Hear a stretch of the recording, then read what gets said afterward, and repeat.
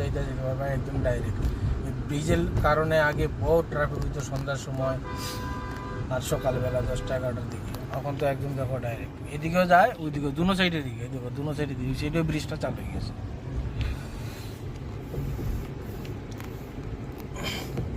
যারা যারা পুনে মহারাষ্ট্র আসলা আগে, এখন যখন বাড়ি ঘরে গেছো গিয়া এই ব্রিজটা দেখতে পারছো না, আমি এই ব্রিজটা দেখাই দিই। চতুর্শৃঙ্গী যে ব্রিজ আছে, চতুর্শৃঙ্গী ব্রিজটা দেখো বন্ধু, এই ব্রিজ চালু হয়ে গেছে।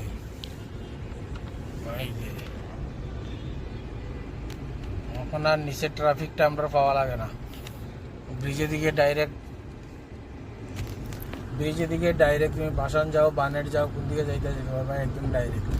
ব্রিজের কারণে আগে বহুত ট্রাফিক হইতো সন্ধ্যার সময় আর সকালবেলা 10টা-11টার দিকে। এখন তো একদম দেখো ডাইরেক্ট এদিকেও যায় ওইদিকেও, দুনো সাইডের দিকে দেখো, দুনো সাইডের দিকে সেটাও ব্রিজটা চালু হয়ে গেছে।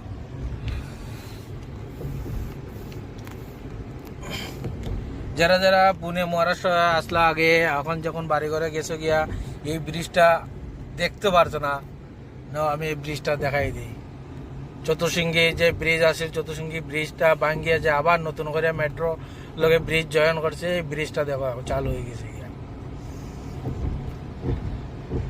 এই মাসে প্রথম দিকেই চালু করছে এই ব্রিজটা। মেট্রো চালু হয়েছে না এখনো, খালি ব্রিজটা চালু হয়েছে। এই দেখো মেইন বিল্ডিংটা ওই চতুর্শৃঙ্গীর মধ্যে, এই জায়গাটা আছে মেইন চতুর্শৃঙ্গীর নিচের সিগন্যালটা। আমি যে জায়গা এখন পারিতে আছি এই জায়গাটা।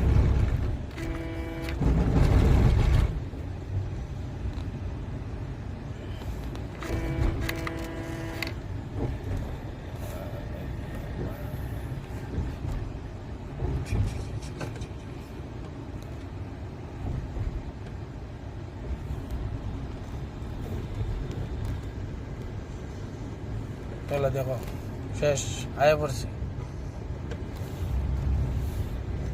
কত সময় লাগছে? বেশি সময় লাগছে না, চতুর্শৃঙ্গীর বাইরে গেছি গিয়া। অত সামনে টার্নিং এ গেলেই তো পেট্রোল পাম্পটা।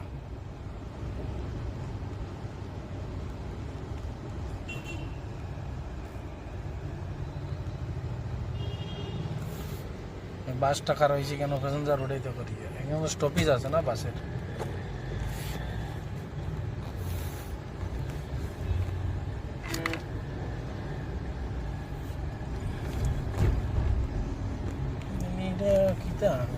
না এই যে এই গাড়িটা i20 একদম স্লো করে যায়, এটা লেডিস